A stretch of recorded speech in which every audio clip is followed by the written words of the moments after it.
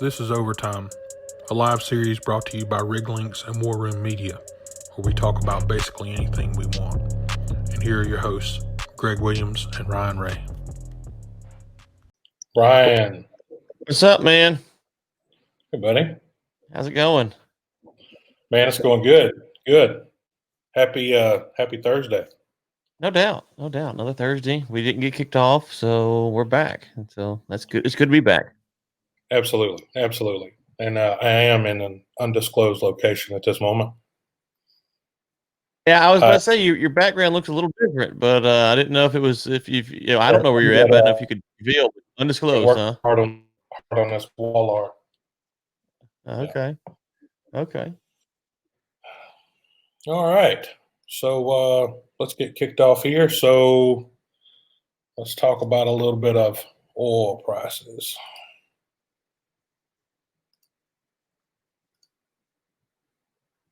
Maybe if I can get everything to load.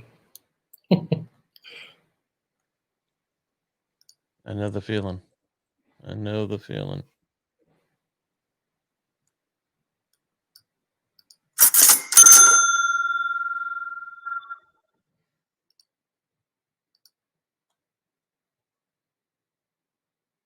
Share screen. Come on, do it. There we go. Hey. All right, man. So look at there. I think when we talked last week, it was a little over $45. Yep, something like that. That's about right. Sitting at $47.53. Looking good this morning. I suppose. I don't know how, but it's up. I mean, yeah, it's certainly up. I mean, and it looks like it's going to be the highest it's been in a while there. Yeah, I mean, did you see the EIA storage report yesterday? No, I didn't. So, oil. This is from Natural Gas Intel. U.S. oil inventory spiked during the week. Petroleum demand only ticked up slightly. Let's see where is it at here. The EIA said Wednesday U.S. crude oil inventories, excluding the SPR, increased by 15 million barrels from the previous week. How many? 15 million from the previous week. The storage would increase 15 million barrels, and the price is still going up. So I have no idea. It's very rare that I catch you wordless there. So I almost slipped out and said clueless. Screenshot it. Enjoy it. Oh man. I mean, help me out here. What am I missing? I don't understand how we can be, when we're in a good market and we have a inventory build, the price goes down. We're in a bad market and we have an inventory build, the price goes up. How? Well, let's see. What's the Brent sitting at? You have that close to you? All I have is WTI right here right now. Let's see. Yeah, Brent's at 50, almost 51, 50.88.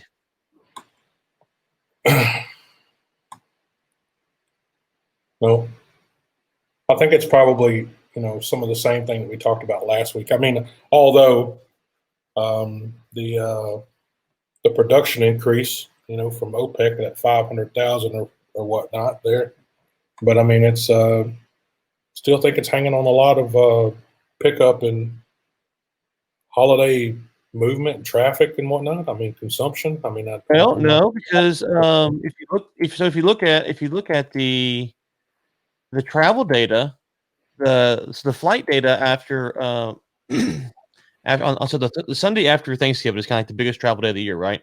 So that the flight data showed the TSA data, how many people they scanned through the process, was down 40% year over year from last year.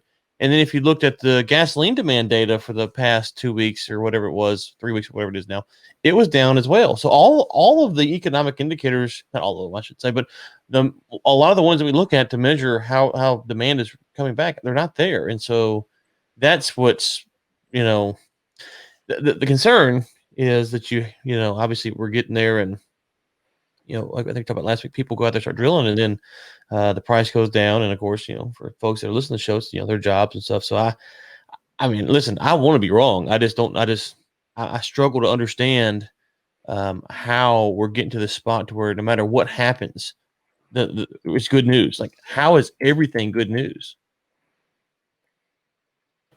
Well, I mean, I guess there's been so much bad news. I'll take the good news and go with it. Okay. So yeah, here's the gasoline numbers, Greg. U.S. gasoline demand during Thanksgiving week was the lowest since 1997. I guess so. I mean, whenever we start talking about these historical stats right there, normally, I mean, your population increase has been what since 1997.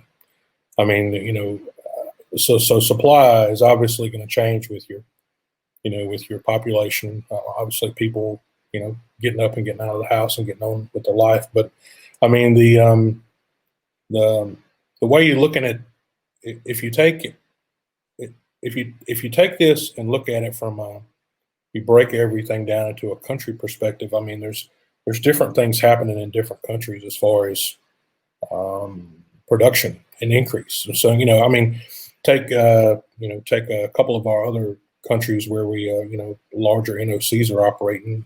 Take like with India, for example. I mean, you could walk outside, and a lot of places in India, and it doesn't even look like there's a pandemic.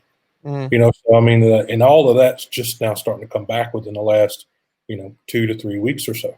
So it's not like everything is linear. Not all of the countries would be ramping back up, at the same pace. So it's probably got a lot to do with that as well. I don't disagree. I think that you're right that everyone's at a different stage of the pandemic and their response to it. It's just that the U.S. is the number one consumer of oil and gas, and so what we do and then what China does should be the top two things that drives the market. And so when we have the lowest gasoline demand numbers for the busiest holiday travel period and the lowest flight numbers for the busiest time period of the year, you would think the price would respond negatively to that. And the fact that it doesn't, and we have a 15 million barrel build, so those are all, I hate to use the bearish term, but bearish signals to the market, and the market's not going to respond that way. So it could be quite possibly that the market is right and things should be going up to the right, and good for us, good for everyone. But also it could be that the market is overinflating itself, and we have a severe price reduction, which. Well, that's what I was going to say, and then we take a huge dump here in a couple of weeks or so, and then it's back at square one again. Right. But let's hope she hangs in there. But, going to the OPEC Plus, I mean, they talked about last show there that they were talking about a 1.9 million barrel. We said that it was going to be one of two things happen there. Either they weren't going to do anything, or they were going to do a little bit. So it looks like they went with the little bit side of the stick. Mm-hmm. I mean, I don't understand even the thought behind 500,000, because it seems like you could just erase that off the face of the planet pretty quick. You wouldn't even know it was there. But they were talking about their next policy meeting they were going to be holding on January the 4th. So, I mean, and they're not, I mean, they say in January the 4th, but I mean, that date won't be finalized until, the next meeting, December the 17th. But what are they going to have to talk about on January the 4th? I mean, what they got over the holidays? I mean, it's not are they going to throw another 500 on the market, another million on the market? I mean, what do you think? Well, I think we talked about this on last show. Maybe we did, maybe not. I can't remember. But if you go back before our last show, someone showed the store, the global, the U.S. inventories for the oil, and it was the same as it was at this time in 2016. And if we all know what happened in 2016, 2017 with the price. So one thing I thought about, and I talked with Ellen on our podcast the other day, was, is OPEC looking at this with the monthly meeting saying, last time we just we had our standard 2 meetings a year with our sprinkled other meetings in there, and it took a long time to recover. This time, what we're going to do is we're going to try to, have a more set schedule, monthly meeting, if you will, to kind of update the market on where we're at, and also to keep the U.S. in check, because the last thing OPEC wants is for the U.S. to come out there, start drilling the price back down, and then OPEC can't respond to it. So I'm wondering if this is a way for them to kind of counter what happened last time by keeping the U.S. from overproducing, and at the same time. Yes, I hadn't thought about that, to be honest. I think I mean, you're making a good point, especially, from the U.S. perspective. But I mean, to be quite honest, I mean, do you think they're really worried about it at this moment? I mean, you look at the the reduction in drilling onshore in the U.S. as well as offshore. I mean, how long do you think it'll take to bring that back? Well, I mean, do I think OPEC's worried about it? Is what you're asking? That's what I'm talking about. Yeah, I mean, I think so. So if you look at the break-even cost, I think in Nigeria it's estimated like $130 a barrel, right? Now Saudi's a little bit different, and so well, you don't agree with that? No. It's not that I don't agree with it. I was just thinking about vastly different terms we're talking about there, But hey, I mean, it makes sense, Right. Well, I mean, obviously the price in Nigeria, the break-even price in Nigeria for 130 has a lot more to do with what's going on the ground than what's under the ground and the cost of extraction. But that's different. Well, as on top of the ground, I think there's a couple of spills happening right now too. Yeah. Yes. There's a lot going in that $130 a barrel. Trust me. I'm with you. But I don't think that all the OPEC nations, necessarily desire low prices. If you look at the Saudis, they have this big sovereign wealth fund. They got to keep that thing going to keep their population happy. So I think there's a lot going on. But I think they also know that history has shown us that the U.S. producers, if they have the price goes up, they have a chance. They will go out there and start drilling again because our system is fundamentally different than theirs. And so if they're meeting monthly, I think the last time was a bit how do I? It wasn't. It was like it didn't catch them off guard, but I mean they knew it was coming. But were they wanting to see what the height of the maximum that we could do before they would counteract? I mean, yeah. So I'm always torn on this debate because if you go back and look at the numbers, it's the U.S. that is the one who caused the extra barrels to go on the market, not sure. Not OPEC, right? And so, U.S. perspective, we're like, oh well, they didn't respond. Well, why? Well, you didn't respond either.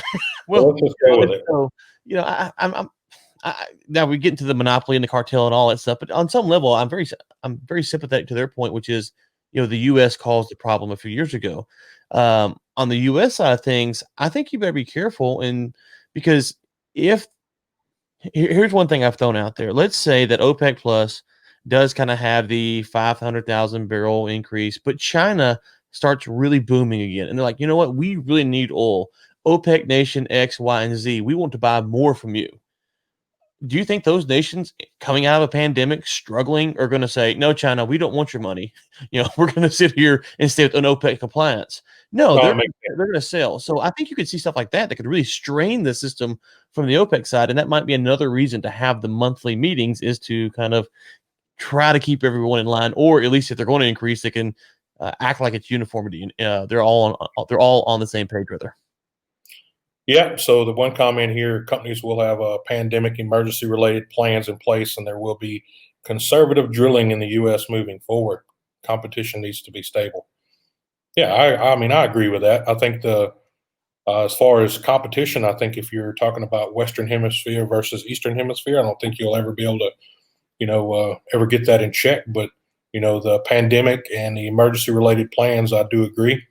I think companies all over the world and countries as well are going to, be keeping some, probably some heavy taxation thing going on here in the future to build up these plans and put some future things in place. I don't think any country's ready to go back into a pandemic like they did in the very beginning in March.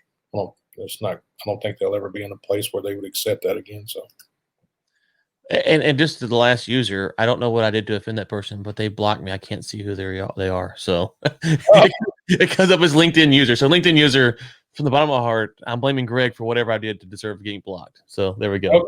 Okay. So, all right. So, that LinkedIn user. LinkedIn user. That's when it shows up. Did it show up? Thank you for the comment. Their name. Is it LinkedIn user for you? It is LinkedIn user for me too. Okay, never mind then. It's not just me, it's you. It's you then. Oh, it must be me that blocked them. Oh, okay. I don't know. It's Sorry, LinkedIn user. I'm going to be like Ryan. I don't have an idea why we got, you may be blocked, but, we apologize. Send Ryan a message. yeah. The HR department is standing by. We have people on the phone standing by. That's exactly right. All right. So the other little part I wanted to talk about here was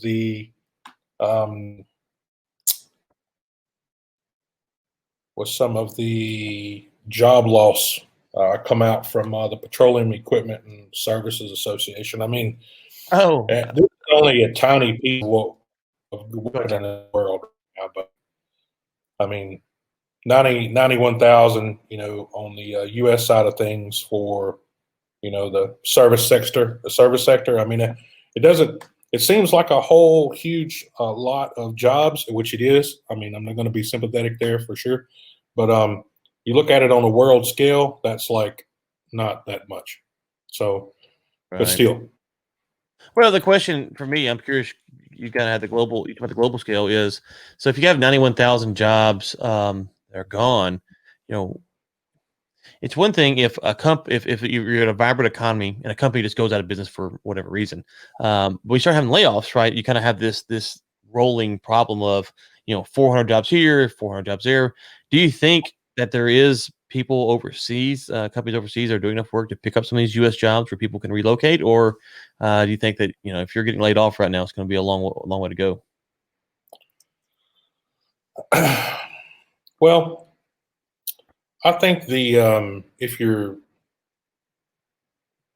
talking about if we're talking about just a service sector, which this report is, or this post here is, the consolidated services groups worldwide, you look inside of some of these groups and, obviously the first thing to hit your bottom line is your labor burden. So they jump straight in there and they start cutting that, away. The first whack, that's the easiest thing they can take away. So if you look at the rebound effect from that, is we hire back 92,000 people plus another 30,000 people on top of that 92,000. So I mean the issue is there you never get anything that's actually stable. To actually get a good indication when you have a good increase or a downside to it. There's no stability. So you don't, especially with what we're talking about now. Right. I agree. And for these people who are going to college, part of the thing that kind of gets lost in the college debate and whether or not you should go to college or what kind of career you should go to is that people usually go after jobs that they're aware of. Now that sounds really weird, but it's really true. So think about this: before the Deadliest Catch come on, right? How many people wanted to go catch crabs off the Alaskan coast? Not many. I'd have to be quite honest. I still don't want to do it. I don't want to do it either. But once you saw it, you're like, okay, no. But my point is that once you were exposed to it, you at least had to think about it. I didn't even know that was going on until I watched the show. And so, as these jobs go away, when you go to a friend's barbecue, you're at someone's house, you're like, what does your dad do? What are you doing? Well, they're not doing that anymore. And so that impacts the amount of people who want to do it. And I'll give you another example. The show NCIS, when it was launched, I don't know. I don't know how many seasons they got now, like 20 or whatever it is. But I remember there's a story a few years back, and that the whatever the real branch of the Navy crime unit they represent had to come out and say, we're not hiring anymore. Like, we're not hiring because so many people watched the show and they wanted to do the job, but they're getting application after application after application. So the reverse is true here. If people are leaving the industry and they're getting laid off and they're gone for a long period of time, you will have less people in the next generation who want to do it because this is simple word of mouth exposure is not there. And it's a weird phenomenon, but it's just how it works. No, exactly. I agree with that. Everybody wants to be a crime scene investigator and everybody wants to drill wells. Me and All you. right. I tell you what, we should do one overtime from the Alaska Sea and catch a few crabs. Just one show. Well, we'll take LinkedIn user with us as a consolidation project. Hey, I figured out who that is. Who is it? It's Kristen. How is that even possible? I don't know. Like, why do you hate Kristen? We don't have Kristen. You're all friends. We don't have Kristen blocked. I don't know. I don't know why I thought we were all friends. So Well, I will say thank you for the comment, Kristen. At least you're easy to identify here. Yeah. Thanks, Kristen. So yeah, I went to the comments and I found it. And there it was. So and she put, if you scroll up, it says Kristen blocked. So anyway, so thank you, Kristen.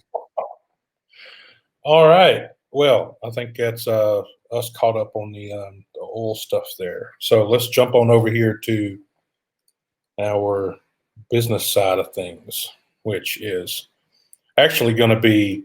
We'll throw this up there real quick and let everybody see what we got or what we're working on rather for that. But hang tight here. All right. Here, get past our oil prices stuff. We'll get the where it is. There we go.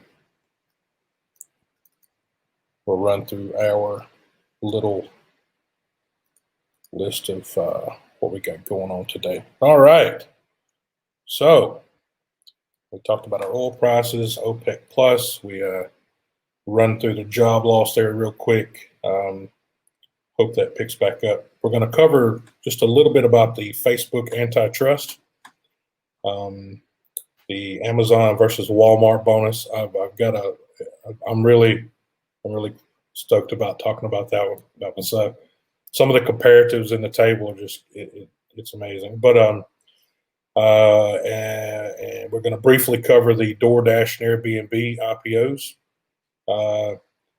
I'm going to go into Ryan's backyard there in the political side with some Chinese spies in California. We'll talk a little bit about that. To my knowledge, hold on. To my knowledge, I do not know any Chinese spies. The way I don't know any Chinese spies either. But when you said my backyard, Chinese spies, like I don't know any Chinese spies to my knowledge. Okay, so just for clarity there, we're going to say politics and the political spin in Ryan's backyard and not spies in California. I'm just want to be clear. I am not a spy. Mr. Mayor Pete, as well as a couple of stuff there close to Houston's heart. We're going to talk a little bit about Westbrook and Harden. We're also going to tell anybody out there that likes the Jets that they suck today, just FYI. And then we're going to talk a little bit about the new 2024 Olympic game. By the way, if there's anybody out there that wants to sponsor a show, it's cheaper than a bust of Jeff Bezos. So now, and if you sponsor enough, Greg and I will go to Alaska and do one crab fishing. We certainly will. We certainly will. I'm a capitalist.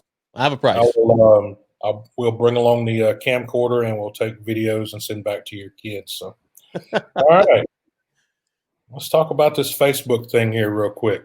So, I knew it it was just a matter of time, especially on the heels of the antitrust suit that was on good back in October.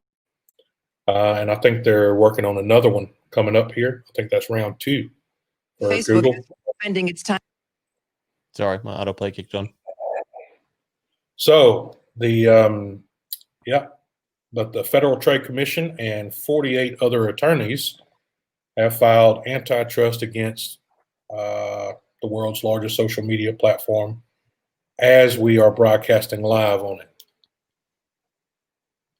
So, but we're not only on it. We're not only on there. Exactly. So, I mean, here's my take with it, Ryan. I think the everybody's in a huge fuss, especially about privacy and what's actually your data and what's not. I mean, that's been covered multiple times over the last 4 or 5 years, especially after some of the stuff from the last election or 2 elections ago. Now that we well, you know, I think it's official. But anyway, yeah. So the same thing smacking Facebook that happens with Google. So I mean, one thing here, I guess the feds are having a bit of a go, for Google and Facebook for a while. I mean, as all owners of we also own a social media network, but why do you not have those kinds of thoughts in kind of the front of your mind as a business plan? I mean, would you not be thinking about maybe this gets so big that it's going to get broken down? I mean, would that not be something you'd be kind of planning for? I mean, is Microsoft not a good example? Well, did Microsoft really get broken down? I mean, I don't. We can get to that discussion another day, but so you asked the right question. If you're Facebook, why are you not concerned about an antitrust suit? Well, obviously they have lawyers who are walking around saying, you're getting close, or whatever. So I think that this whole myth of, I said this and I keep saying it. We have people who voted for Bernie Sanders in 2016, and then later that year they voted for Donald Trump. Whatever you think of either one of those candidates, the same person, multiple of these people voted for Bernie in the spring and Trump in the fall. There are a lot of people out there who understand that something is wrong with the system. And when you see these kind of things going on at the federal level, you presume that what is happening is in your best interest. I would argue that this is not in your best interest. And so that's really what I would say. That so if you think Facebook's walking around scared to death, no, they would have acted differently a long time ago. As you mentioned, they would have handled things differently. I don't think they won't. I mean, do you think they would have acted differently if they didn't potentially have like Google sitting in front of them going through the same thing? Probably like, I don't have time. I think they got Google wrapped up. Well, so you have to remember the I don't know which time Zuckerberg testified in front of Congress, 1 or 2 times ago. Not the most recent, but a couple before that. They said, I think it was even Ted Cruz, or maybe it was Lindsey Graham, whoever. They said, would you be willing to help us with these guidelines for social media? And he goes, absolutely, I would love to help you. So big tech, big companies, whether you're Exxon Mobil, and I will address the Rex Tillerson myth in a second, or in your big government, they work together. They do not work against each other. And so when you start thinking that these companies are working against each other, it's very rare. And when it happens, like I'll give you one example. The FBI wanted some text messages off of some guy accused of a crime's phone, an iMessage, and Apple would not turn it over. The FBI lost their mind. They start saying this guy could be a terrorist, and I don't know who the guy was. It didn't matter. The FBI lost their mind. They couldn't believe that Apple would not bend the knee. So my general thesis is that whatever you see when the big tech and the big government come together, it ain't helping us out any. Even if you might agree, and I'm not an antitrust believer. I don't believe in antitrust legislation. I think it's terrible, a crime against humanity, all that stuff. So let Facebook do their thing. So I don't think I have zero confidence the federal government can handle doing the right thing here. Whatever they do will make whatever the problem is worse. Okay. That point I do agree on 100%. And I would say, when Trump came to office, he brought in Rex Tillerson, and people were like, "Oh, well, Rex Tillerson's a business guy." No, these top level moguls, Bezos, Zuckerberg, Dorsey, they're dealing. If you go listen to what they say, they're dealing with legislative branches in every country they work in. So Facebook's got its own problems in India or whatever African nation it's in, or I don't know, I don't have the list of all the countries they're in, but they have to deal with the same stuff in every nation. So they want to work with the governments. I think that's really a given. Will this help or hurt us? I don't know how it's going to help us. We're going to spin off WhatsApp to someone else. So anyways, I think this is the federal government saying this is why we need to exist. And I'm like, no, just go away. Like, leave us alone. You're going to screw it up. I mean, at the end of the day,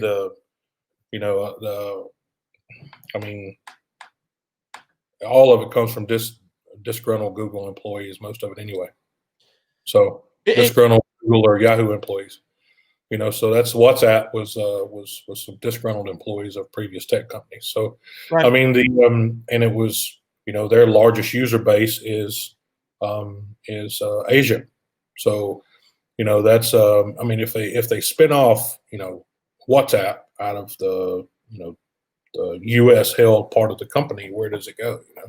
I mean, they spin it back off. Does it go back to to where it was previously? I mean, it's kind of like your user base. I mean, when you start separating up, WhatsApp and Facebook and then Instagram, you start breaking them apart. I mean, there's the revenue model and the advertising model that they got there is all tied together at the hip. Everything's laced together with shoelaces there. So that's going to be that if they do decide to start taking that away, that's going to be the largest impact on Facebook platform itself, is the way that they advertise and market. That's what I see anyway. No, I mean, so I do agree. It could be, there is where it could be problematic for Facebook. But the reality is that if you think that Facebook is getting too big, make sure that the competition level is fine, so other people can go on other platforms and do it. You are seeing right now, I don't know how long it will last. This quote mass exodus to Parler. I don't know. Maybe it'll work. Maybe it won't. I'm not I have a Parler account, but I don't use it. But what actually would damage Facebook is people just quit logging on. Like if people legitimately just quit logging on Facebook, whatever you think they're doing and whatever revenue they're making, it would change dramatically. And so, but people don't want to do that. They like the platform. They won't use the platform. And so, I'm not sure the government should really be in the business of busting it up. The final thing I say is the people who invented WhatsApp, as you mentioned, they did a really good service globally. It's my favorite text app. Mine as well. I hate text messages. Like once you use WhatsApp, it's like getting red pilled. You're ready to go. But they did a really good service for folks internationally, because that was something that was built for people in emerging markets that had to pay these rates for text messages. And so the fact that Facebook bought them up encourages more tech companies to go out and build platforms like that, take a lot of risk in the hopes that Facebook will buy you up one day. Like, so when you start busting these big companies up, you're actually saying, well, we're kind of taking away this ability, because WhatsApp at some point they couldn't manage it themselves. They needed a bigger partner. And so I'm not a fan of discouraging entrepreneurship, and actually I would argue that, busting up these big companies discourages it on some level as well. Well, I mean, at the time, whenever Facebook purchased WhatsApp, it was the largest tech purchase between two companies that had ever took place. I think you're right. It was huge. It was massive. And I mean, the what Facebook brought to the table for WhatsApp and Instagram is basically, a whole, developer software experts just pounding numbers into it in software and design and different things. But I mean, again, I think the largest part of Facebook is data recovery and marketing. It's not. Yeah. I think the service that they provide is free of charge. It's nice to have, where you can stay in contact with people and communicate with people, but that's not the real part of why they exist. So that's the point. That's what I said. So if you've got a old school newspaper, I got one right here somewhere. I get twice a week in my little town. If you get a twice a week newspaper subscription, they really don't care if you read it or not, as long as you're paying the bill, right? Exactly right. Facebook needs you to log on. So there's a fundamental difference.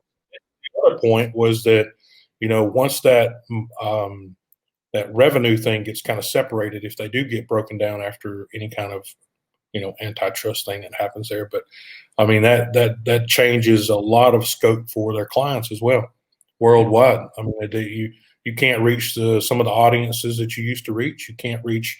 I mean, now granted, I mean, you're still talking about billions of people, right? Obviously.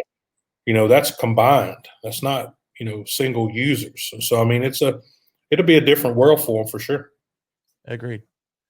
But I'm actually okay with that. I think if there's for me, I mean, competition is your best way to drive value. Period. 100%. I agree. And so, if you want to compete with Facebook, what you should do is create a platform that does not take your data and sell it to marketers. And, so. All right. let's see here. All right, we're moving on. We're going to move on over here to our conversation between our bonuses here. It's going to be funny. I'm ready for this one.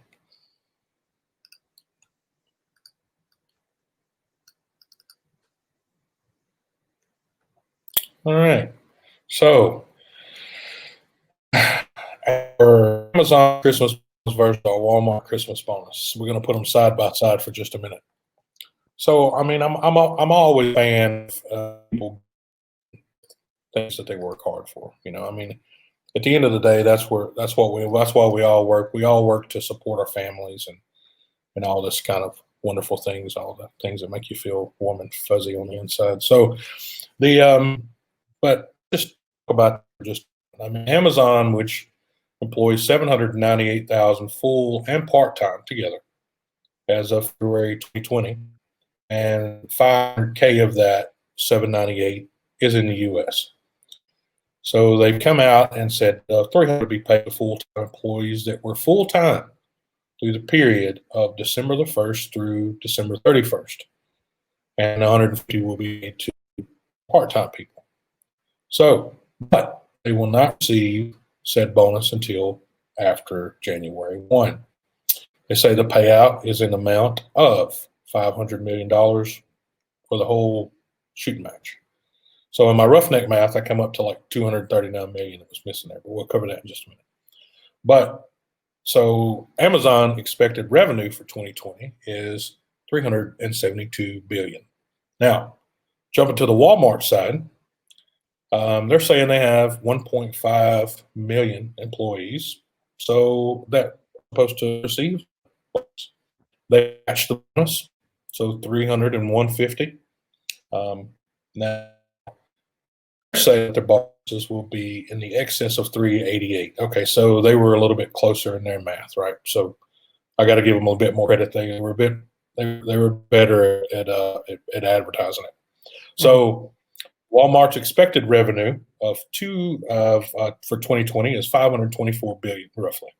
So all of the math works out only for Walmart with these kind of payout numbers, but because that's actually stated the number of employees that receive the bonus, where Amazon stats are just kind of like full-time, part-time is available kind of on the web. But a few things here come to my mind, but so a couple of things for Amazon. If the bonus amount given out is 500 million overall for Amazon, where the rest of it? Like, I mean, like 261 million or so.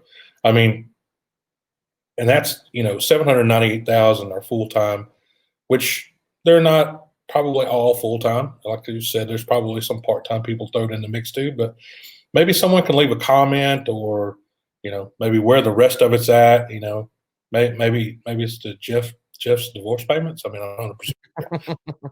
So about that is I've got a just another little thing here that I was looking at earlier. CEO magazine. Okay. So now this is where obviously some of the information I'm talking about came from.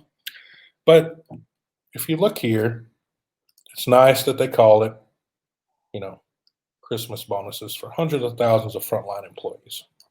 But why in the world, as a reputable magazine or a digital news site for CEOs, would you print something that says something about a Christmas bonus when it's actually being paid out after the first of the year, right? So, I mean, I do personally have an issue with that because it's a load of shit.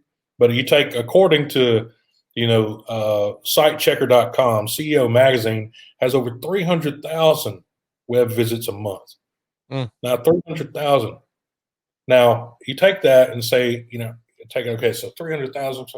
I wouldn't call it probably a Christmas bonus. I think I'd probably call it something like, thanks for your help through the holiday bonus. Holiday bonus, yeah. Right.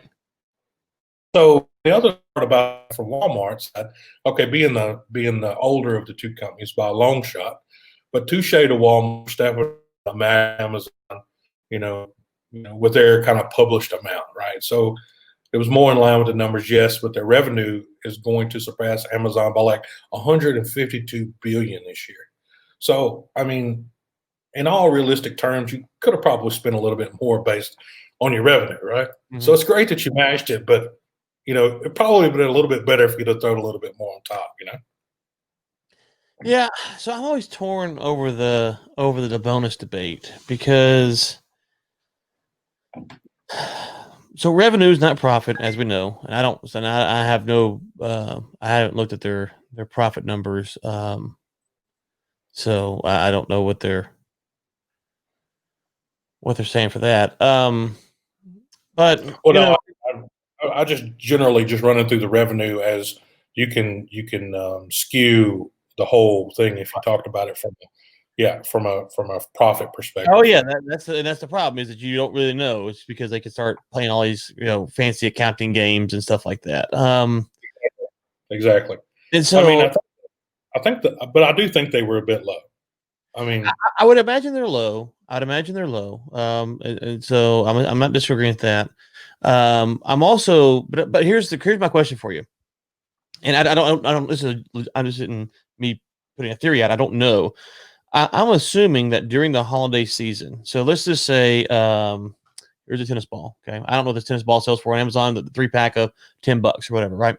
Okay, I'm assuming during the holiday season they have employees that are working overtime and getting time and a half hour rates. So whatever their margin was on this tennis ball is actually going down during the holiday season because their cost for overhead from overtime is going up.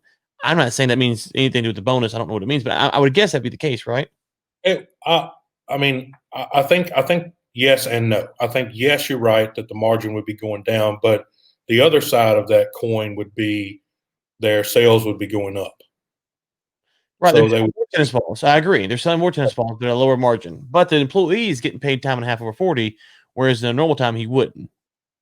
Well, I think if you look at it from So they're from a getting sales, they're reaping the benefits as well, though, is what I'm saying. Right? no, you're right, 100% right. I mean, I think going into October and November of that year, they already know where they're going to be at for the year. Sure. They already know what they're going to be on about. They already know how many people they're going to need to, keep in place there, and how many people are going to be working overtime. So I think, like I said, by October, I think they have a pretty good clue where they're going to be at. But again, I'm kind of old fashioned, but I mean, I've always, appreciated anything that I got from a company that, that I didn't work for. I mean if it wasn't, slave to the grind, and Right. and they said, here's something that we think that Right. thanks for your help. I do, I do agree with you though about paying it before. I do agree with you about paying it before Christmas though. At least give it to on the 24th. Well, exactly. Yeah, I exactly. think that I have a real problem with that. As far as the bonus goes, I'm not saying you could pay more. I just I don't know how to balance that out when the employees making more per order because they're getting time and a half and Amazon's margins cut down to that time period. That's to me, it's like I just don't know enough about their business to say. And so pay more. Yeah, I agree, but pay it earlier. That's the thing. Like, why are you waiting until, unless they have some program, the only thing it would be is, I wonder if they have a lot of people who quit if they get the bonus, as soon as they get the bonus. And so they know they pay them too early, they'll have a mass exodus of workforce and then they'll have to have people come in. That's exactly right. That's exactly right. Nail on the head. The other part about that is, when you walked into the, and spoke with your board of directors about your third quarter or your fourth quarter, did you mention to them, in your first quarter, your second quarter, that you were going to be paying a bonus in the fourth quarter? You don't know when the year started off January and February, they were looking like, yeah. And then March hit, they were like, wow, what's happening here? Nobody can come to work.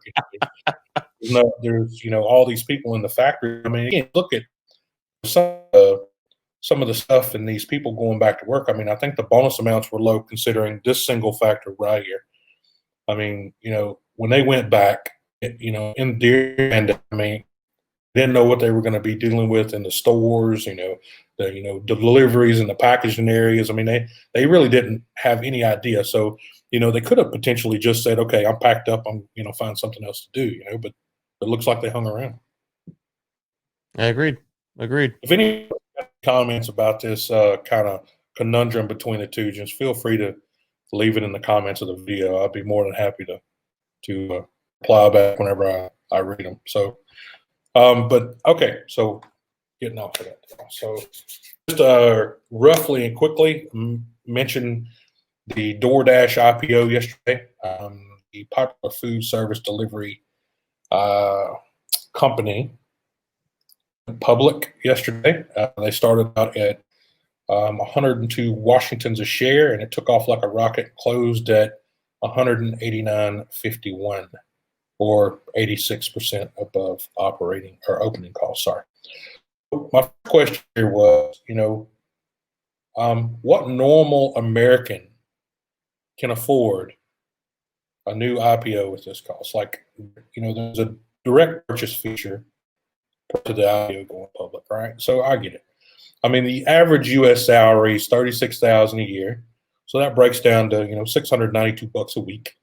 So that IPO would basically cost you, for one share, working 40 hours a week, even at opening price, that's 6 hours of your life to afford one share, while your kids are nice, fed, warm, happy, sitting at home with their DoorDash cheeseburger. You just work 6 hours for one share of their IPO. Think about that, America. Well, I mean, I think I put something about this the other day as well, is that if not DoorDash per se, but if you just look at who owns the stock market, it's not your average American. And No. a lot of people are kind of, if you look at the percentage that average Americans own, even in their 401ks and stuff, we really don't have much impact on the market. So I think this just goes It's to a bit of an American dream, though. It's kind of like stuff that people want but they can't get. Well, I'm not against investing in stocks or anything like that. I don't have a. I'm just saying that. Do you think the stock's hyperinflated right now? That's what I'm saying. Oh, The pandemic. all the stocks are hyperinflated. I say most all the stocks are hyperinflated right now. I mean, with a new IPO just coming out, do you consider that inflated? That's what I'm saying. Yeah. So what's it, 177 a share? Is that what it is? I'm trying to look up this current price. I haven't looked at it this morning. It's okay. It's 90. It's trading right now. It's unavailable. It looks like it's so one site's telling me it's 92, another site's telling me it's 177. So I don't know what the I'm trying to get the stock price is, but yeah, I mean, so it's definitely it's $176 according to Market Summary for what that's worth. And I do think I think you have to be careful on this one because it really depends on what you're banking on, and after the pandemic kind of winds down, are you banking on people going back to restaurants or not? And so if people kind of return to their old habits, and they will eventually, I don't know if that's next year or 5 years from now, they will eventually. Then once that happens, unless DoorDash has really carved out a spot in the market, then I think they're there's definitely overinflated. But the thing is, DoorDash to me is expensive, right? I don't use it very often, but it's not cheap. Well, I mean, I use it as an alternative. It's like if you can't find something here, typically it's on DoorDash. So. Yeah, but I mean, what's it cost to get the delivery and stuff done? Well, I mean, I think it fluctuates from place to place and how far the restaurant is away from you. So, I mean, it's not like I don't think all the fees are standard. Right. So, I mean, like this. So, where we live at, we looked at getting. We wanted, I think, Chili's the other day or something like that, or I can't remember what it was. And now we're about 15, 20 minutes from town, depending on where you're coming from. And we looked at it, and it's like, oh my gracious, the price is to get it delivered up here. Now, if you're in the thick of Houston or Dallas or whatever, it's probably a little bit more economical because of what's going on there. But as people become more impoverished, I don't use that term. I use that term lightly. They don't have as much money as they did in 2019. I wonder if this is more of a luxury service, whereas for during the pandemic, people use it because they just were afraid to get their house. So, you see the difference there? Yeah, I see. Yeah, I see what you're saying. I mean, I don't know. What do you think? Do you think people will continue to use it, or? I mean, I think short term, yes. I think long term, I think the strategy would be that anybody that's going to bail out of them is going to bail out of them in the first 2-3 months of the IPO going public anyway. So they're going to hang in there long term. That's going to ride. It's probably not going to worry about whether people are going to eat at home or eat outside anyway. So let me ask you this: 5 years from now, would you rather have DoorDash stock or Exxon Mobil stock? Probably 5 years from now, I'd probably rather have DoorDash stock, to be quite honest. Really? I pick Exxon Mobil. So 5 years from now, when we're doing this show in 2025, we're going to revisit this. I'll be more than happy to read it. The reason I'm in because what you're in, what drives DoorDash is tech. That's what drives DoorDash, right? So being, I was post on LinkedIn earlier this morning from Tom. I don't know if you follow him, but he seems to have a pretty broad perspective with tech. And who was it? You cut out when you said the name. Tom Goodwin.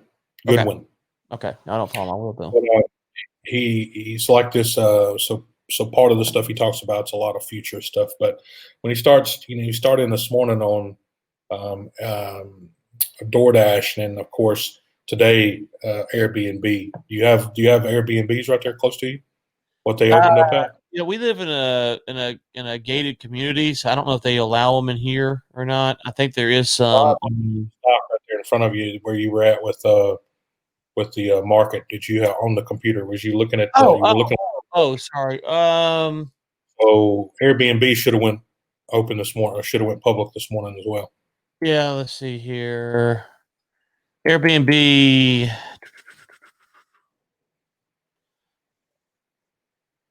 It's not giving me a hit here. Let's see here. It's saying it should be between 50 and 60. It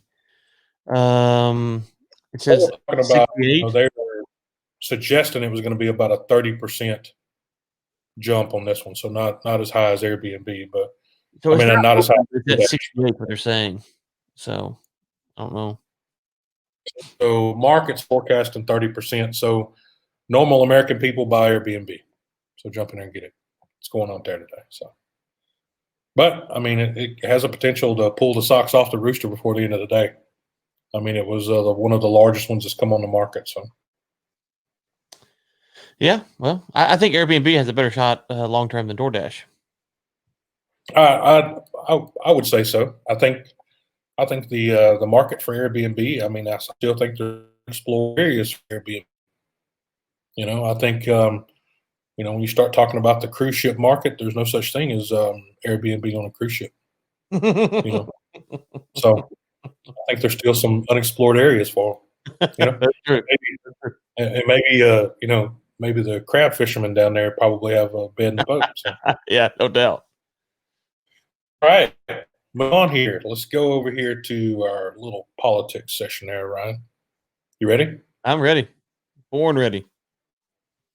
All right, so we got two pieces here. Yesterday, the first one is some Chinese spies in California politics, Ryan. So what's going on here? This is a weird story, and I wanted to include this in here because this, to me, goes to make sure they haven't updated the story since I read it yesterday, but I don't think they have. This goes to when I talk about the frustration with the mainstream media. This is a great story. So apparently there was this lady, Christina Fang or Fang Fang, she went by, and she was, Fang Fang. Fang Fang, yeah. And so she went with Christina Fang in the U.S. But anyways, so she's tied up with the tool from California, Solwell, and I can't stand that guy. This is an aside. I cannot stand that man. Eric Solwell from California. He's a congressman. Oh yeah, he's. I can't stand him. Okay, so let me just read off this portion here. And so it says, it says, among the most significant targets, Fang's efforts were Eric Solwell. Okay, so here's the 3 bullet points beneath that. Fang took part in fundraising activity for Solwell's 2014 re-election campaign, according to a Bay Area political operative and a current U.S. intelligence office official. Solwell's office was directly aware of these activities on his behalf, the political operative said. Now, it's funny they're using operative there. But anyways, that same political operative who witnessed Fang's fundraising on Solwell's behalf found no evidence of illegal contributions. Okay, so short version is Fang was helping Solwell raise some money. No harm, no foul by all counts. Point 2, Federal Election Commission records do not indicate Fang herself made donations, which are prohibited from foreign nationals. Okay, that's really not a point of relevance, but whatever. I mean, you're stating the obvious. She didn't do anything that everyone would have known was illegal. She is a spy. They usually don't do that, but okay. Third point. Fang helped place at least one intern in Sawwell's office, according to those same two people, and interacted with Sawwell at multiple events over the course of several years. Who is the intern? Who is the intern? That's what I want to know. It's okay to name Fang Fang, but the intern got clean, right? There's no mention. You have 3 points. 2 of them are basically nothing, and the third one you just happen to mention. She put an intern in the man's office, and you don't tell us who it is. That could be another spy. Like I don't like. What's wrong with you people? What's wrong? Have you never used Did your brain not function? That's the story. That's the story. I mean, places intern. Spy's named intern. Huh? The spy's named intern. Intern. I mean, that's the story. Spy places intern in congressman's office. Like, that's the story. Or at least part of the story. There is no mention of this person, if they're still around, what happened to them, if there's an election. That could have been the headline. It could have been, according to these two people, intern placed inside of Swalwell's office. That could have been the whole headline. Spy places intern. I mean, you can ask other questions. Did she place interns in other people's offices? Like, there's all kinds of stuff. Well, who is the intern? And why are you not talking about it? I'm being serious. When I read that, I was like, I put the Control F, the search for intern, in there, and no, it's here. It is here's what they mentioned. Fang facilitated the potential assignment of interns into Sawwell's offices.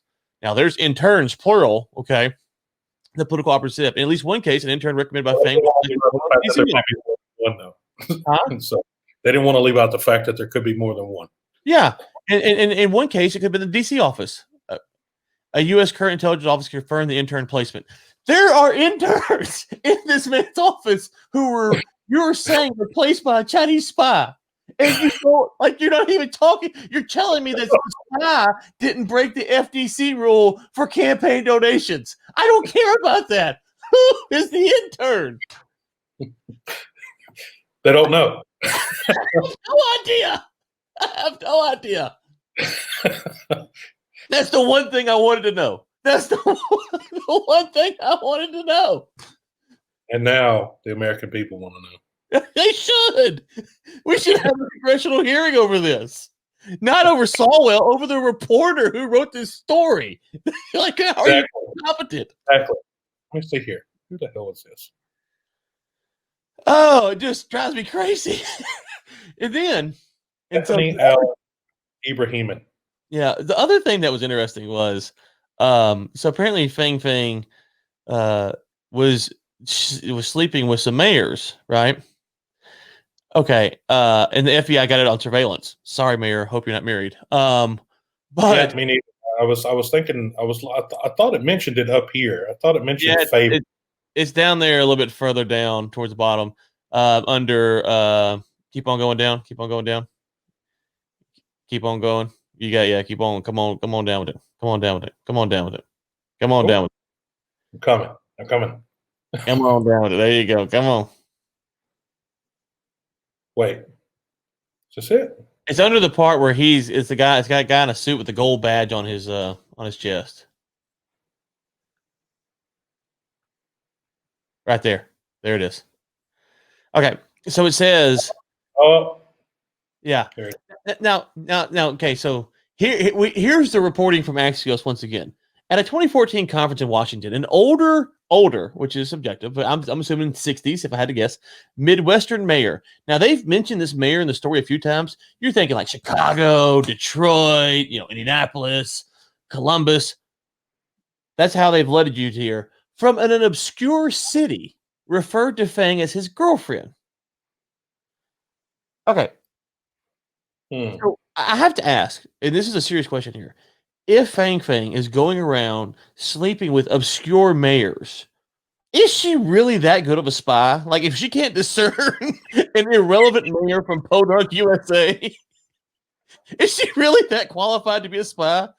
Is that the best that China's got? I'm being serious. It's either the best that China's got or it's the best reporting we can do. There's only two things. I mean, you're like, what's going on here? And then the problem with it is it says if it says, see where it says why it matters. No, is that it? No, that's not it. There's a portion in the story where they talk about why the spy would want to know the mayor's schedules and stuff. It's like, I listen, our mayor, I literally one day called him up. I was like, hey, I need to talk about something. He goes, yeah, come on over. Like, there's not a lot going on in our town. And so it's like, I don't know. So, the story's interesting. I'm not saying it's not, it's just filled with all these weird things, and they don't tell you enough to understand, what's the relevance here. And so I don't know. I've talked too much. What are your thoughts? The creative writing there is no. To be quite honest, I mean the engagement. Say engagement after reason all these fangs here messing around with all these guys. It doesn't potentially. I mean, at the end of the day, okay, it's like this: if China has spies in the U.S., which I'm not denouncing the fact. I mean, we are. I have no association with spies. Just to be clear. I me as well. But at the end of the day, every country has its own agenda, and so it doesn't matter one way or the other what we potentially think about the Sure. diplomatic immunity of some people in the world. But at the end of the day, I don't know Miss Fang. I don't know the mayors. I don't know. Right. But I do know what is printed on this. I say printed. What is digitally imprinted on my screen here, which is it 100% true? Probably not. I mean, they don't. I mean, where's the sources? Most of their sources here. I mean, I'm saying it's U.S. intelligence. I mean, I see U.S. intelligence officials. I mean, you don't see a lot of source referencing here. That's my thing, right? So, I mean, I read through just about all of it, but it was, there's not a lot of okay. So see, like late 2012. Like, I mean, come on. I mean, if it's a spy, like, I mean, it would probably be like, the morning of September 1st at 2 a.m. in the morning of 2012. It should be a report or a record. I mean, there's even talking about a guy that was on surveillance right here. Yeah. Electronic FBI surveillance. So they actually have records of it. So if you're going to start, typically when you start publishing stories like this, that means there's already something public, right? And so it's not, so that means if it's public, then that means there's a record somewhere. So there has to be something. Yeah, I think that's part of the problem with the story is that it feels like a lot of people knew about this spy and they didn't say anything. Because Saul he won't be interviewed for it because he said he's already turned over the information to the FBI years ago, and so it feels like that they kind of that everyone kind of knew, and Axios kind of had to pry it out of them to get it. But it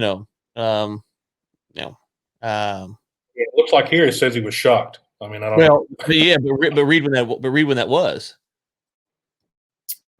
That's not talking about when the story broke.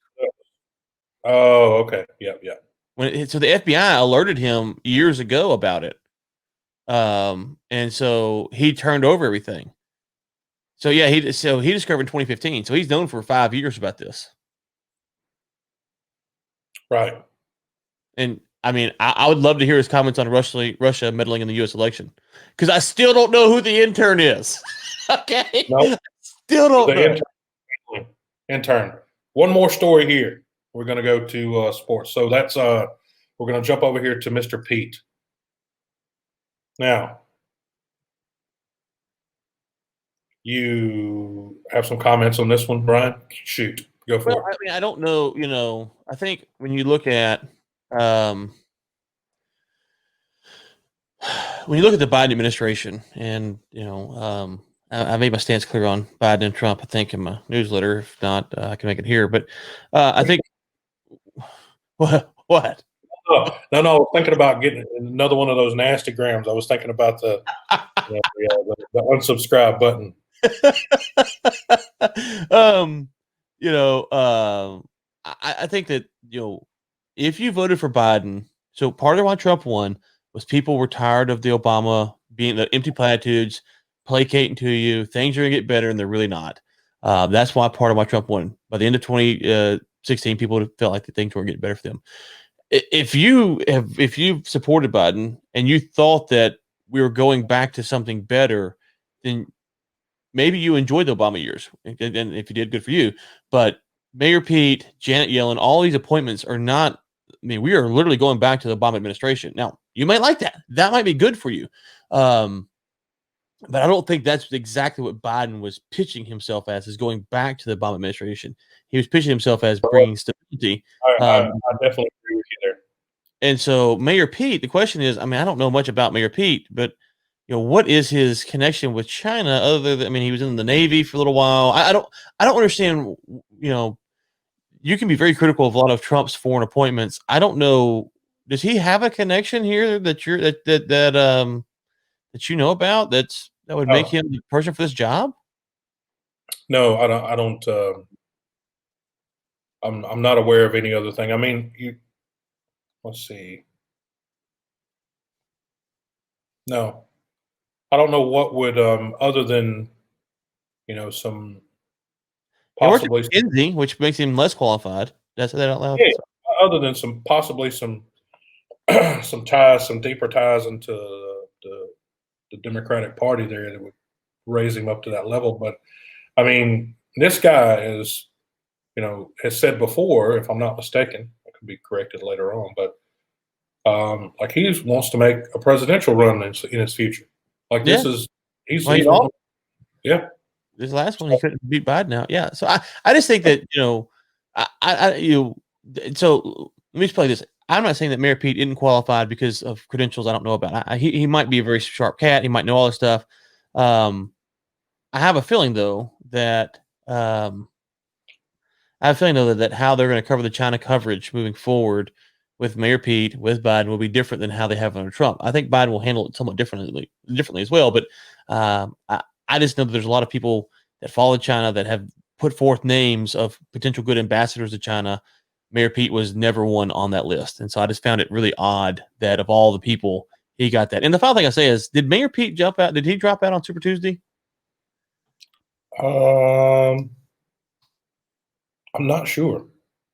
Because if you go back to Super Tuesday, put my tinfoil hat on here.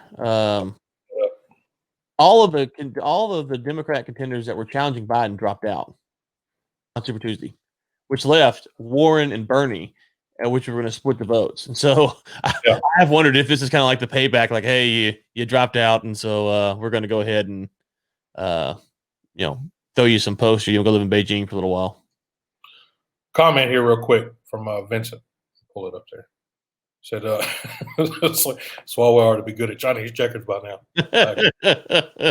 We kind of found out who the intern is. Like that's still bugging me. Agree. Who's the intern? Yes. Yeah. Everyone. Here we go. We'll just post it out there. So yeah, everyone. Who is the intern? So yeah, I mean, I don't know about Mayor Pete. I mean, end of the day, yeah. So Mayor Pete, Klobuchar, and Steyer all dropped out right before Super Tuesday. So, and Warren stayed in the challenge. Huh? So he's a really young guy too. Yeah. Hey, nothing against young guys. No, nothing either. But I mean, me either. But I'm just talking about the, comparing it to. Bush doing the same job versus Pete doing the same job. Right. Pete versus 39. So, all right. Moving on.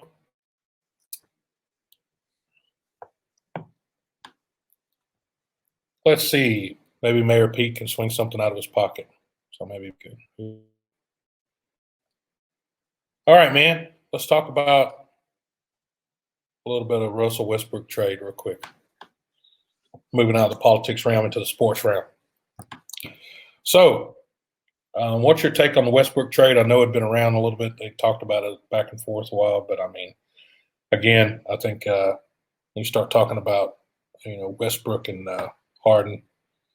You start talking about disgruntled point guards. So, I mean, the same thing that Mark Stein from called it here as well. So I thought it was kind of funny. But look, I mean, um, after the Westbrook trade to the Wizards for John Wall, I mean, in the last, so that would have been 2 days ago, so 24, 48 hours. Anyway, James Harden has now come out and said that he would be open to a trade to the 76ers. So now, if you remember, back during the off season, it was the Brooklyn Nets. So I mean, you guys just pining to get away here, is he not? What you think? I feel bad for Westbrook. Now, I'm not a Westbrook diehard fan or anything, but when he was traded to Houston, everyone said it wouldn't work. There's no way to work. It's impossible for it. And now that he's leaving, everyone's like, "Oh, he's got to be a terrible person to play with." It's like, wait, we all knew it wasn't going to work. Like this is at least bringing in John Wall. I don't know if that makes it any better or not. I just No. I agree with that. I agree with that comment wholeheartedly. So I'm not saying, maybe Westbrook's a terrible teammate. Maybe he's not. I have no idea. I just this should be the least surprising thing that Westbrook leaves Houston because no one thought it was going to work. So I didn't understand that. As far as from the Washington standpoint, it's a good deal for them, right? Would you rather go watch Westbrook play or John Wall play? Yeah, I mean, I guess the pinnacle of this is how's it going to shape up before they kick off with the Bulls, preseason there on the 12th. So, I don't know. Do you think they're going to trade Harden?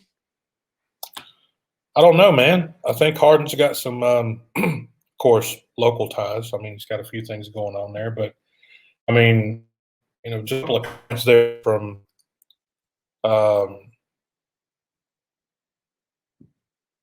Nardana, Sports Illustrated reported that a person familiar with Harden's thinking about the trade for the 76ers described the Rockets' culture as toxic and called them the Knicks of the South. Okay, okay. Well, I'm just going to be straight up. I'm just going to be straight up and blunt here. So, to all the Knicks fans and all the Rockets fans, when people say that they're familiar with the matter, that means they're talking crap and they don't want to put themselves on the line. So, that means that there's probably Rohan that probably said it and said that a person familiar with the matter, he just wanted to slide that in there. But I'm also going to remind Mr.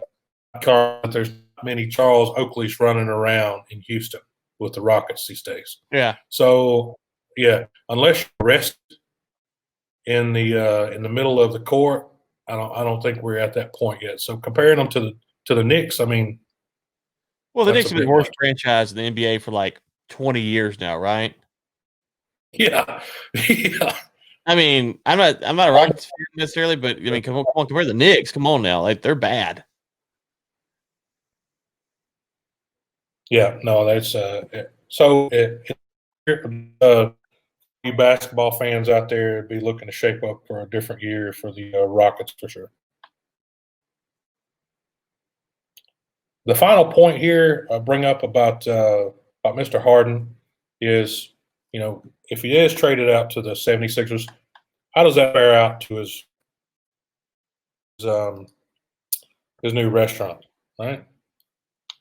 So, I mean, Harden's opening up a restaurant January 1. I tell you to go visit the website, but you can see there's not crap here except a countdown. Save yourself to visit. But so he does have ties there. He has ties with the soccer teams. He has ties with everything. So I'd be curious to see how that works out. Do you think he really wants out, or he wants something else? He wants someone else brought in. Well, I mean, if it hadn't been for the fact he brought up the Nets and now bringing up the 76ers, I mean, he must be wanting out.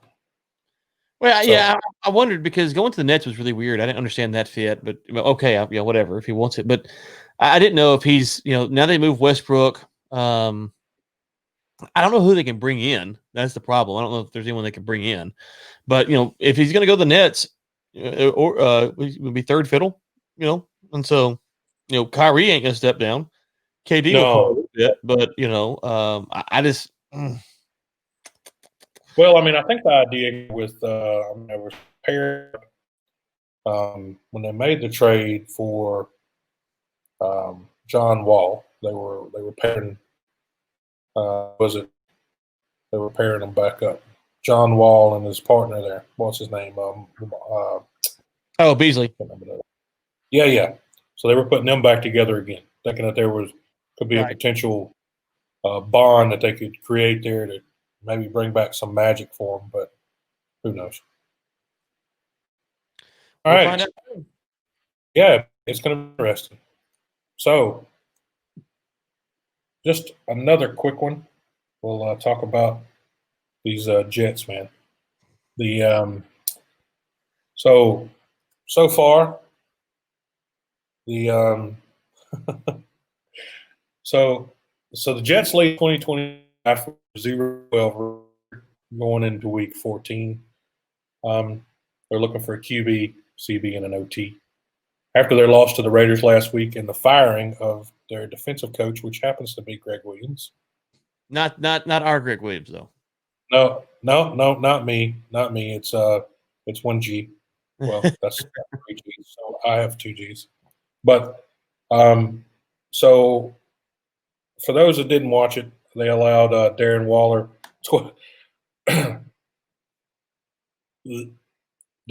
12 receptions with over 185 yards and 2 touchdowns. So Mr. Dan Parr here, contributing editor, said that it was the worst. Let's see. Okay, yeah, he said it was the only second time in Super Bowl era that's happened. So, my goodness, no doubt that may have led up to the firing of Mr. Greg Williams. Did you see that the comment from Vincent Cabela? Do you think Vinny Testaverde is still available? Oh man, that's great. No, that's good. That's good. Testaverde, he'd probably get out there and suit up after he's probably 60 now, but he played till he's 45 or something. So, I mean, when the Jets didn't fire not Greg Williams, Adam Gase after their bye week, you knew that they were in it to tank, and so the fact that they had a chance to win this game, they run a zero blitz. They give up the deep touchdown. I'm kind of torn. Like, it's like, okay, well, you didn't fire your head coach, which signals that you want to lose the game. The players play hard. They put themselves in a position to win. And the coach, like, it's like Order 66 off of Star Wars. The coach is like, we can't win. Execute Order 66. And he calls a terrible play. And then he gets fired. It's like, wait, I thought we didn't want to win. Oh, we wanted to win? I didn't know. So even the players in the locker room later was going, man, that was terrible. That was terrible. I mean, but if you're the GM, you're gonna be going, okay, well, listen, all right. If we still get the first round, we get the number 1 pick. Like, so I'm really torn. Like, what's like, what do you used to do? Help me out here. yeah. I thought we were trying to lose. We're trying to win. Oh gracious. So. Oh yeah, but so the Jets fans should be excited though. They're going to get the number 1 overall pick, and so there's the silver lining. That's the only silver lining they got right now. Between that and firing Williams. Yeah, well, they're going to fire their other coach too, Adam. They're going to fire their head coach, Adam Gase. So that's coming too. So sure of it, 100% sure of it. 100% sure. Bet the farm. All right. So we didn't talk enough crap. I'm going to talk about one more thing here. So Ryan, the 2024 Olympics held in Paris, going to be held in. So, do you have a guess on what the new sporting event that's going to be announced for the 2024 Olympics? Is it live streaming? No, it's not. But I think it's more than live streaming. It's going to be breakdancing. Breakdancing will make its Olympic debut at the 2024 Paris Games. Is this The Onion? Did you go to The Onion or the Babylon Bee? Are you playing with me here? This is CBS News. Now, It's become an official Olympic sport as of this past Monday. The International Olympic Committee pursuit of urban events to lure younger audience saw street dance battles officially added to the medal event program at the 2024 Paris Games. Let me just can I make a prediction here, Greg? Hold on. I got a better one here. Oh, go ahead. Go, please. Sorry. Yeah, Vincent says he wished it was beer pong instead of breakdancing. So that would be better. I agree. Go ahead. Prediction. I don't know who's going to try out for these Olympic Games. Who's going to represent the USA? I have no idea. However, Dennis Rodman. Whoever you are, let me warn you now. If you go out for the Olympic breakdance gold medal, whoever you are, be prepared for 40,000 TikTokers to crush your dance performance every day and mock you without mercy. So, like, TikTok will just kill them. It's going to be trending. It's going to be trending for 3 months. So. I mean, what it'll be is you'll have the gold medal breakdancer, and then you'll have some TikToker destroying that dance 100 times better. And you're like, oh, so this. I mean, it should be an Olympic sport to begin with, but I'm just assuming that TikTokers are like, oh, okay, here we go. This is our chance. Like, we're gonna show you up, and so. Yeah, I think that if you're going after this gold medal, be prepared. If you're running the 100-meter dash, there's no one on social media who's going to show you up. If you're wrestling, you're boxing, no one's going to show you up. You go to breakdance, the TikTokers will come out in force and just embarrass you with their dance skills. So it's smashing. It would be they'll be doing what they call a duet right next to you. Yeah, just tear your pieces. So good luck. Good luck. Yeah, I agree. So whoever they find needs to be. Sounds like they need to go to TikTok to find this guy. Well, why would you? Yeah, that's the question. Could you get TikTokers to actually come off their platform where they're making probably millions of dollars and go compete for free as $1 million for TikTokers? I don't know what they're making. I have no idea. Well, I mean, end of the day, I'll never find out who they what they're making on TikTok. That's fair. I think we have an account, and we have, I think, it's close to 12,000 followers, and there's a lot of stuff we do post on there. I engage with my kids a lot on TikTok just simply because I use the platform like they do to, to reach audiences and do different things. But at the end of the day, the idea there is TikTok something nobody else had, and they're crushing the market with it. So. Yep. I mean, at the end of the day, I think the idea behind probably another whole show on the stuff with TikTok. But I mean, I think it's I think we need to break kids off the devices for a little while and get them on down the road, put them back on the bicycle, and let them take a couple hard knocks. There you go. I'm with you. All right, folks. That's even longer than the last show, Ryan. Yeah. I have to cut back a bit, buddy. But sorry, you asked me to talk. What do you think was going to happen? Well, I mean, I actually don't mind it. I like it. I think the world needs humor. But Ryan, you have any final parting words of wisdom for us? Yeah. Who's the intern? That's all I want to know. If anybody can find out who the intern is before next Thursday, let us know. That'd be great. Call Saltwell's office up. Relentlessly. All of his offices. Who is that article? Talk to that reporter. Yeah. And get her to update her stuff. She doesn't know. So, all right, she can reach out to me for on Facebook, YouTube, anybody, any sponsorships. Look, this is a live show. We broadcast each across 3 platforms, collective base of over 100,000 people. So Facebook world, that's about 1/10 of the actual following. So anyway, you can tune in here each week at 10 a.m. CST as we basically like to just rant and just keep going on and on and on. So, but some things Ryan says make him in trouble. So we try to go the long bit line. So, but anyway, we also just went live across all of our major podcasting stations, so that's good. Just go in there and search Overtime Williams wherever your desires, and it will appear. So make sure to subscribe, download, leave us some comments. Engagement pushes it to the top of the list. Ryan's been doing this gig for a while with the podcast, so he knows how they work out. So baby needs shoes. I got 4 babies. They all need shoes. Ryan needs his grass cut. Yeah. I need a lot of stuff. I need to know who the intern is mainly, though. So if we can get that figured out. We're your hosts. It's Greg Williams with Lynx, and that's Ryan Ray with War Room Media. That's a wrap. Bye, everyone. All right, everyone. Have a good week. It's almost Friday. I forgot to download the podcast, so I'm going to find it right now so I can download it. Hey, man, we had 14 downloads this last week. That's awesome. Hey. All right, everyone. Stay safe. You've been watching Overtime, a live series brought to you by Lynx and War Room Media. Your hosts have been Greg Williams and Ryan Ray.